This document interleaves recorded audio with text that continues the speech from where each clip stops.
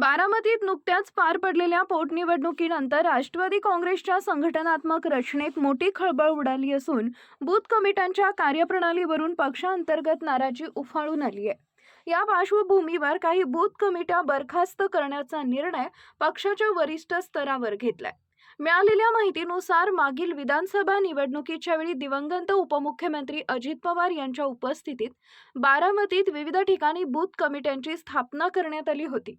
या कमिट्यांवर मतदारांशी संपर्क साधणे, मतदानाच्या दिवशी यंत्रणा सक्षम ठेवणे आणि पक्षाच्या उमेदवाराला विजय मिळवून देण्यासाठी कार्यकर्त्यांचा समन्वय साधणे अशी महत्त्वाची जबाबदारी सोपवण्यात आली होती। मात्र 23 एप्रिल रोजी झालेल्या पोटनिवडणुकीत या कमिट्यांच्या कामकाजात अनेक त्रुटी आढळून आल्याचं सांगितलं जातंय। काही ठिकाणी समन्वयाचा अभाव तर काही ठिकाणी कार्यकर्त्यांमधील अंतर्गत मतभेद उघड झाल्यानं पक्ष नेतृत्व नाराज असल्याची चर्चा आहे। याच वादाचे पडसाद आता उघडपणे दिसू लागलेत। बारामती तालुक्यातील एका गावात बूथ कमिटीच्या वादातून गंभीर घटना घडल्याचं समोर आलंय। एका माजी सरपंच आणि विद्यमान कमिटी सदस्य यांच्यातील वाद अचानक चिघळला। या वादाचं रूपांतर थेट हिंसाचारात झाले असून माजी सरपंचावर कुऱ्हाडीनं हल्ला करण्याचा प्रयत्न झाल्याची धक्कादायक माहिती पुढे आली आहे। या घटनेदरम्यान उपस्थित कार्यकर्त्यांमध्ये शाब्दिक चकमक, धक्काबुक्की आणि मारहाणीचे प्रकार घडल्याचे सांगितलं जात आहे। विशेष म्हणजे हा वाद सुरुवातीला किरकोळ कारणावरून जेवणाच्या बिलाच्या मुद्द्यावरून सुरू झाला, मात्र त्यानंतर त्याला राजकीय रंग चढत गेला आणि परिस्थिती हाताबाहेर गेली।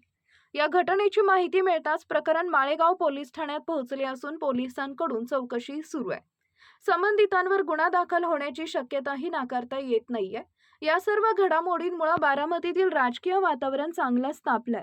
पक्षाच्या संघटनात्मक शिस्तीवर आणि स्थानिक पातळीवरील नेतृत्वावर प्रश्नचिन्ह निर्माण झालं असून आगामी काळात पक्षाकडून कडक निर्णय घेतले जाण्याची शक्यता आहे। बूथ कमिट्यांची पुनर्रचना, जबाबदार अधिकाऱ्यांवर कारवाई आणि कार्यकर्त्यांमध्ये शिस्त प्रस्थापित करण्यासाठी पक्ष नेतृत्व पुढाकार घेणार का, याकडे सर्वांचं लक्ष लागलंय। अशाच नवनवीन बातम्या पाहण्यासाठी बारामती वार्तापत्र चॅनलला लाईक करा, शेअर करा, सबस्क्राईब करा आणि बेल आयकॉन प्रेस करा।